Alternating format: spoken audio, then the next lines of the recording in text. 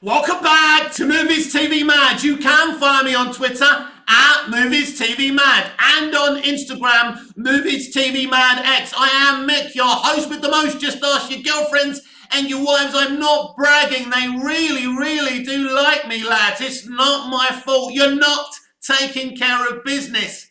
Anyway, my name is Mick, and today I want to talk about the year anniversary since Black Adam was released, and a year since the day we found out Henry Cavill was returning as Superman. A very exciting opening weekend, not because Black Adam did good numbers or got good reviews, but we were finally hearing, after being benched after 2017's Justice League, that Henry Cavill was going to return as Superman.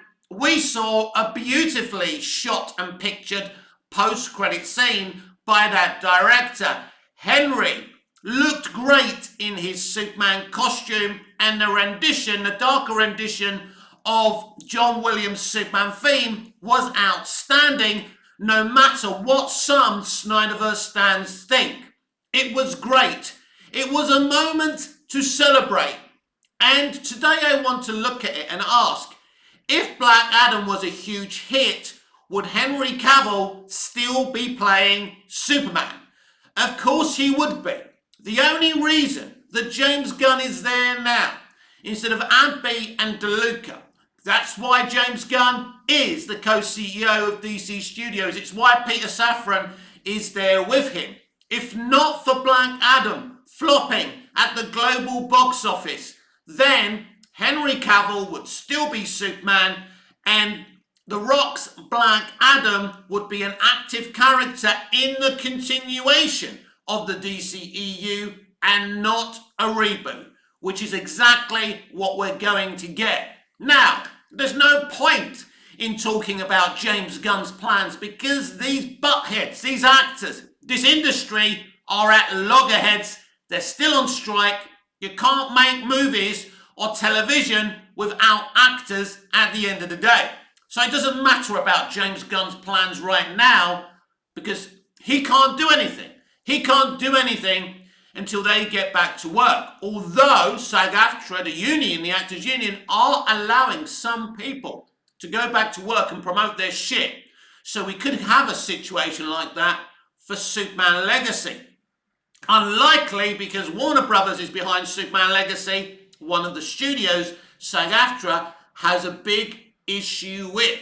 But anyway, the possibilities of Henry Cavill's Superman being back if Black Adam was a success were limitless. I've heard so many people say, but he's 38, he's 39, he's 40, whatever he is, it doesn't really matter because the guy doesn't even look his age.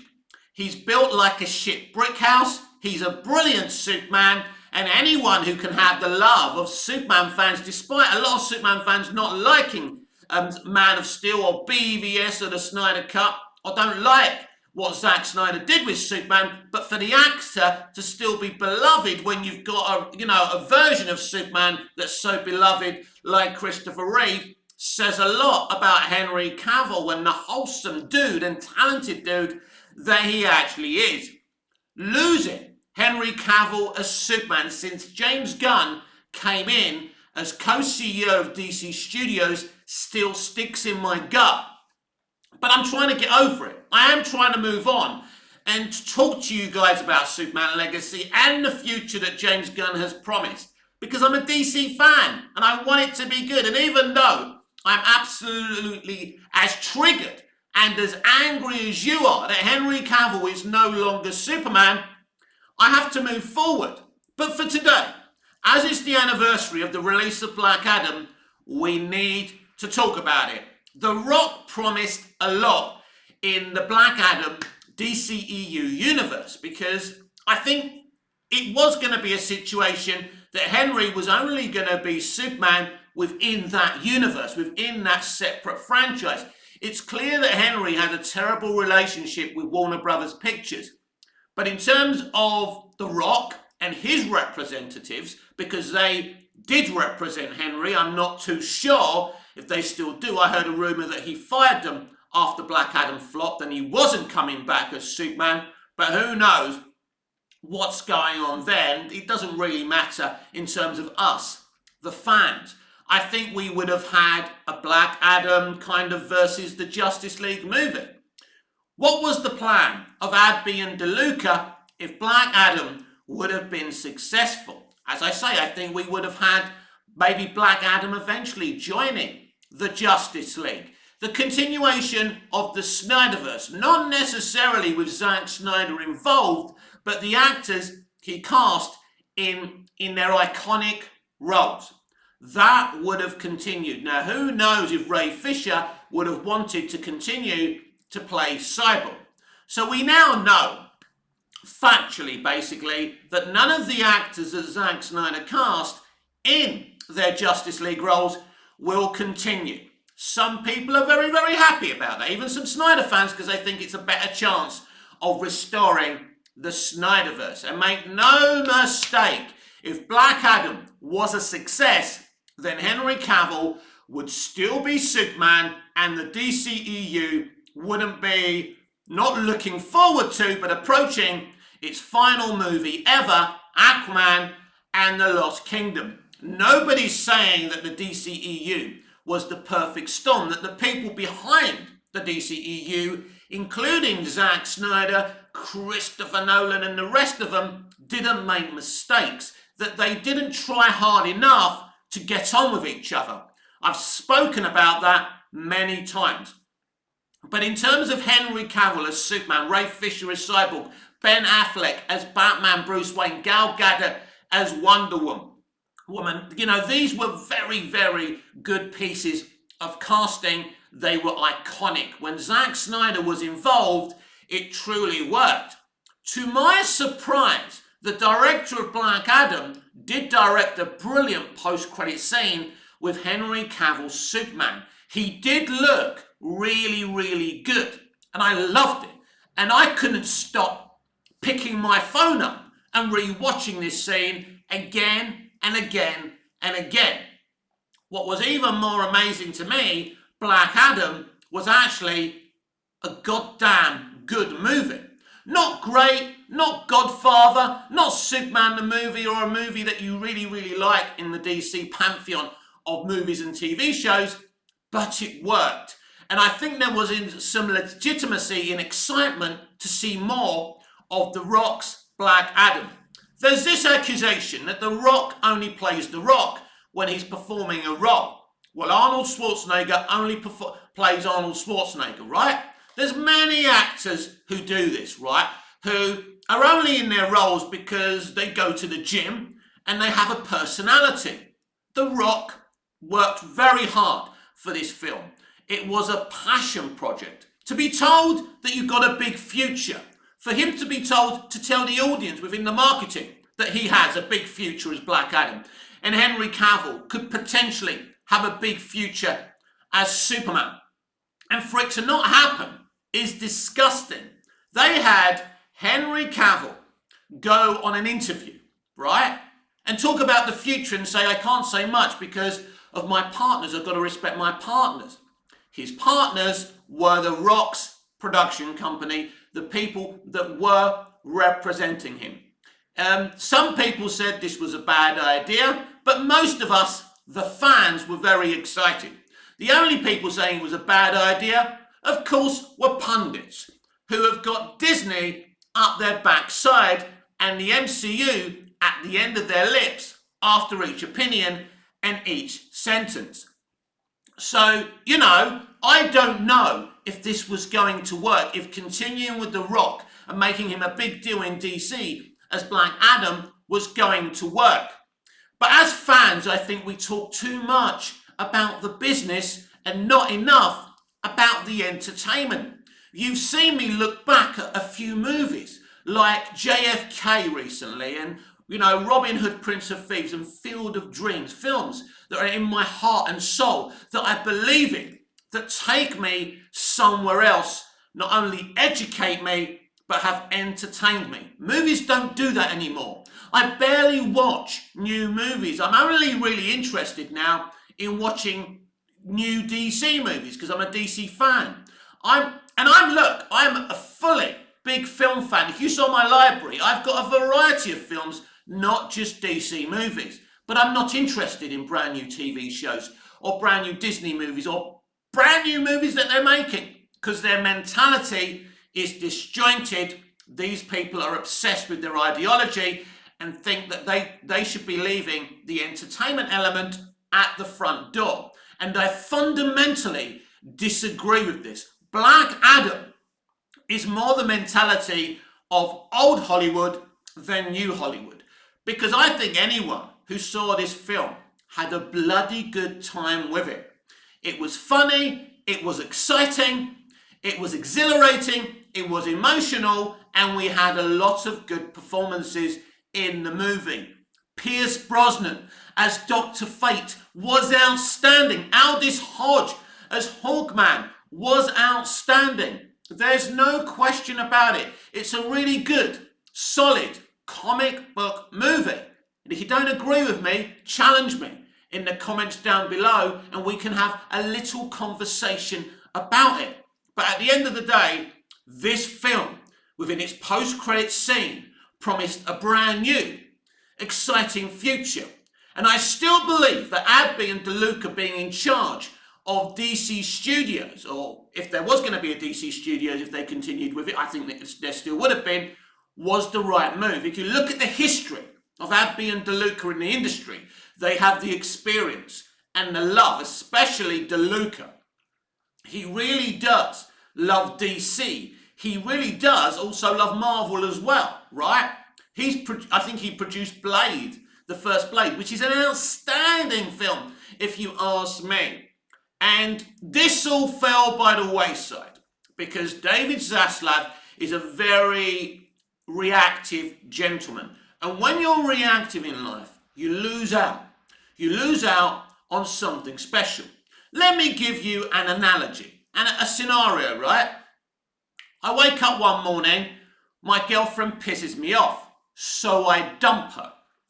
I miss out on all the beautiful years I've already had with her, right? My girlfriend is from California, LA, Hollywood. She's a producer actress. She moved to Cyprus to be with me. A brilliant sacrifice. And sometimes we get on and sometimes we don't. And sometimes she even gets homesick. She's even been given an opportunity to go back. So now I'm going to make the sacrifice in the new year and go back to LA with her. I don't want to do that because I love living here in Cyprus. I love performing at my theatre and with my amateur dramatic society and writing and directing and performing in these plays. But unfortunately, when you love someone, you make sacrifices. And you know what? If David Zaslav was truly a DC fan, cared about DC, or even at the very least in his responsibility as CEO of Warner Brothers Discovery, if he stuck with Adby and DeLuca, we were going to get something special. They were going to clean up the DCEU. They were going to continue with the DCEU. Because this is interesting. Because at the beginning of the Marvel Cinematic Universe, it was rather, let's say, messy. Marvel fans weren't happy with what was going on, but Kevin Feige was not in total control. It was a franchise of many voices. For example, the Incredible Hulk movie, like Man of Steel, was polarizing. It didn't make the money that Marvel Studios wanted it to make. But guess what? Even though the Incredible Hulk isn't everybody's cup of tea, they still treat that film proudly as canon in the Marvel Cinematic Universe. Even like the controversial She-Hulk series, which isn't my cup of tea personally, but they still use that film as canon. That says something good about Kevin Feige, because you can still take a film from a franchise that wasn't everybody's cup of tea and not be ashamed of it. WB did the very opposite. So Adby and DeLuca's plan, if they were going to be allowed to, and moving on from Black Adam and that brilliant post-credit scene, in that movie, they would have cleaned up the DCEU. I believe Adby and DeLuca, as I've already said, were the right people to continue the DCEU. I don't necessarily think that they were going to restore the Snyderverse or bring Zack Snyder back, but it's not about that. It's making DC the best it can be. Does that mean that James Gunn can't do a good job? And I understand a lot of you are very angry with James Gunn for not continuing with Henry Cavill. I get it. He's his own man. He's doing something new. He wants his very own Superman. Plus, we know that the people still there that have been there for all these years don't like Henry Cavill. James Gunn may not even have wanted Henry because he's English. There was controversy that Henry Cavill was cast as Superman because he was British, which is ridiculous, right? Because he's an actor. His American accent is brilliant. He works as the character. So that should have nothing to do with it. This is an industry that talks about representation and inclusion, but wanted to replace an English actor as Superman for being English. I do believe that is partly the motivation, but mostly the reason that we're not sitting here a year on after Black Adam looking forward to future projects with Henry Cavill's Superman and, The Rock's Black Adam is because the movie failed. Now, listen to me. This has always been the way in Hollywood. If you don't do well, if your movie's not successful, you pay the ultimate price. But I do feel, because they knew they were banned in China, that we weren't long out of COVID, let's be honest about it, and it's still the highest grossing movie since Aquaman in the DCEU. Let's look at this. No, let's look at this if you don't believe me. Right, Aquaman made $1 billion, so Black Adam got nowhere near that. We had Shazam that barely made 400 million. Birds of Prey that barely made 300 million. Wonder Woman 84 that we'll never know what it would have made because that was released in the peak of the pandemic, but it didn't do very well. James Gunn's The Suicide Squad was released during the pandemic, didn't do very well. Shazam, Fury of the Gods, the Flash movie, Blue Beetle, etc., etc., etc. Black Adam is the highest grossing movie since, Aquaman, the first Aquaman movie. So that tells you a lot that The Rock does have pull. That movie made around $400 million, right? Globally. It's not a lot of money. But let's be clear about this. Black Adam was never going to make $1 billion at the global box office because he's Black Adam. You may as well compare him to Ant-Man. It's basically like casting, a really famous former athlete as Ant-Man, right? But The Rock isn't a miracle worker. And he brought in a brilliant filmmaking production team and they made a really, really good film. The score is one of the best comic book movie scores of all time. Again, challenge me on that in the comments. I didn't say the best score. I said one of the best scores in comic book movie history. There's so many good things about Black Adam. Now, do I think that the third act was the greatest? Well, yes, I did like the third act. Now, the fight between him and the villain of the movie didn't go too long. It was a bit easy, and I can understand people being a little bit underwhelmed by let's say, a computer game CGI battle. That was an element of disappointment for the movie, but you could say that about many DCEU movies. In fact, many CBMs today. You want your third acts to really stick in your mind, and, it wasn't the best. But in terms of the rest of the film, it really did. Up to then, it was a really, really good film. And I can even forgive them for the computer game, CGI, superhero, supervillain battle. It was still fun to watch at the end of the day. And I love it when he sits in the chair and he says no and he gets up and he destroys the chair. It is brilliant. The film, for me, the film mostly does everything right. It's a bit like the Mario movie. Everyone was saying, well, the Mario movie doesn't really have much of a story. Have you ever played the Mario game? It's nothing. In storytelling terms, it is nothing. How they came up for a movie for Mario Brothers is outstanding, and it really works. And as does Black Adam. Black Adam started off as a Shazam villain. There is not much to the character. There's some good elements because he's from where he's from, and you can do some interesting things with that, as they did.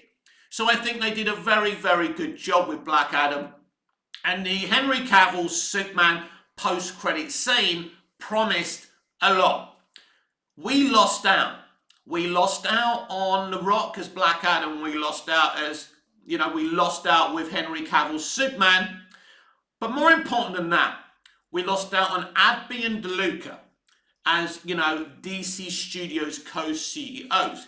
What I think should have happened there was, despite what happened to Black Adam in the box office, Pam Adby should have continued being the solo CEO of Warner Brothers Pictures, and Mike DeLuca should have been the CEO of DC Studios, alongside maybe someone like Safran or something like that. Even though Safran is involved with the DCEU stuff that didn't click for me in all the movies I've listed that have flopped, he's still a good producer. I still believe he's a good guy. And when he talks, he does make a lot of sense.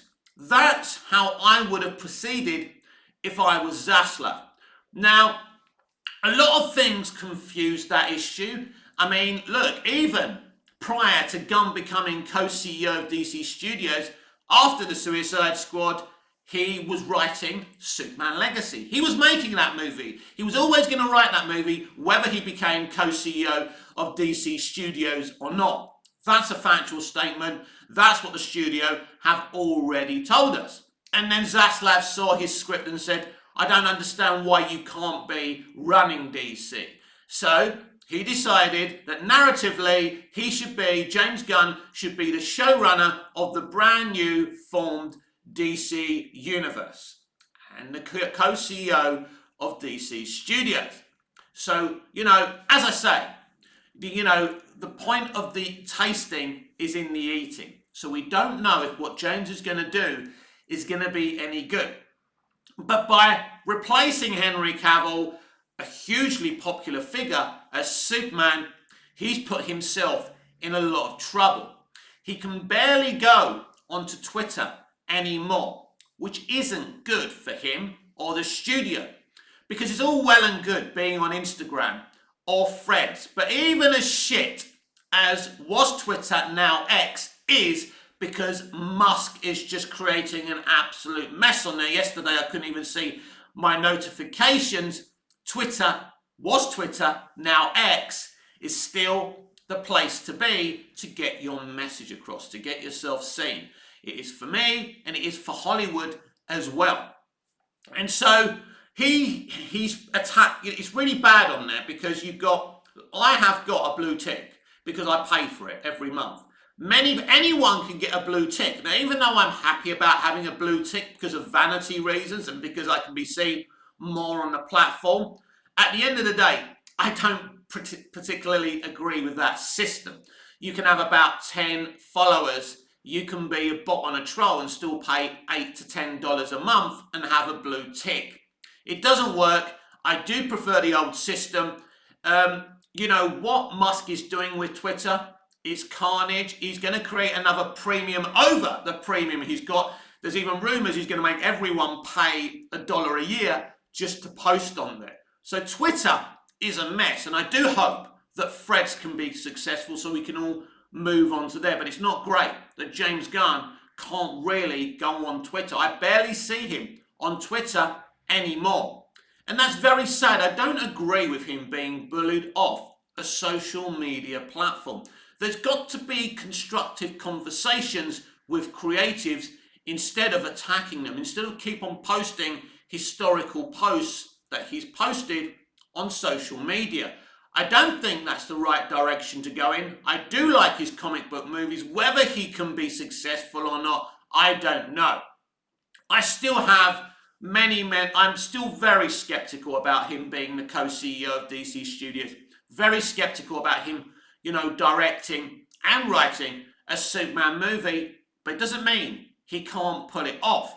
So I'm willing to give him a chance. I understand why he replaced Cavill personally from his point of view, but it isn't good when you say you're bringing someone back that we've been sitting there for years waiting to come back. We're all excited. A beautiful Black Adam post-credit scene, and in the end, we don't get what you promised us. That is the worst feeling in the world. Here's another analogy.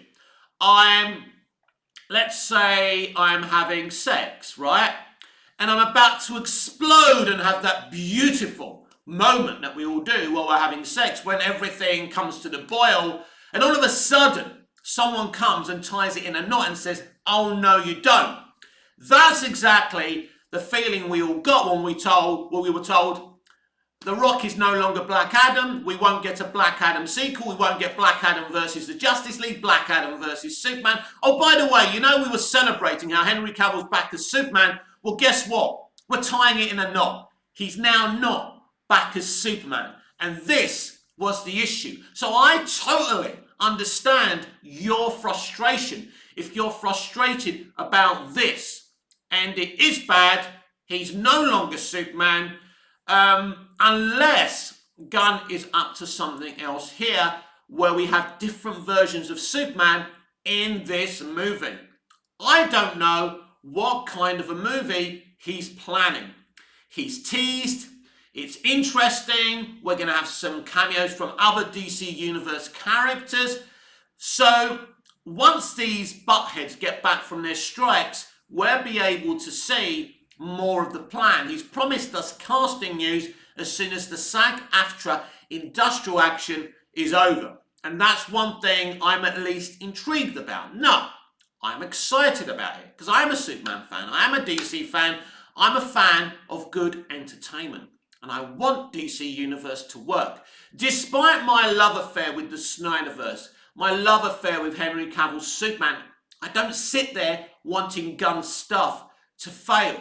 Because for it to fail would be DC failing again.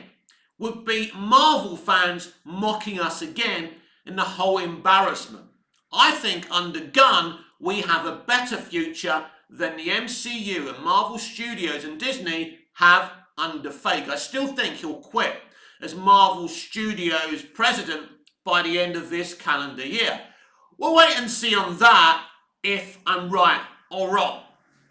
But yes, a year to the day since Black Adam was released. And I'll be honest, I had such a great time with this film in the movie theatre, and I watch it at home, as I've said to you all many times, and I enjoy it. It's a really, really good cinematic experience. But ultimately, it didn't make the money. But if you're a studio expecting a film called Black Adam to make $800 to $1 billion at the global box office, then there's something seriously wrong with you. As I say, it's on the level of Ant-Man. That's how known the character is. It was never going to make that money. Yes, if it wasn't banned in China, it would have made a little bit extra and just hit that mark that would have been acceptable for a sequel for Henry Cavill to continue as Superman. And I wish that had happened. But beyond that, Mike DeLuca, I'm not starting this video again. Mike DeLuca and Pam Adby as leaders of DC Studios as well as WB Pictures would have really worked for me. I like the ideas that Mike DeLuca had for the future of the DCEU, and I think it's very sad that won't happen because one movie flopped. And I think once you're that reactive, there's a problem. Because if Superman Legacy fails to make, I would say, $700 million to $1 billion at the global box office, no matter how Access Media try and protect James Gunn, he's going to have to be reactive again. Because if that movie doesn't make enough money, how can you continue? And this, my friends, is the reason you don't have anything in development in terms of Brave and the Bold and all these other movies that have been allegedly greenlit. There's no plans to make those movies because they're not going to do anything until Superman Legacy is released.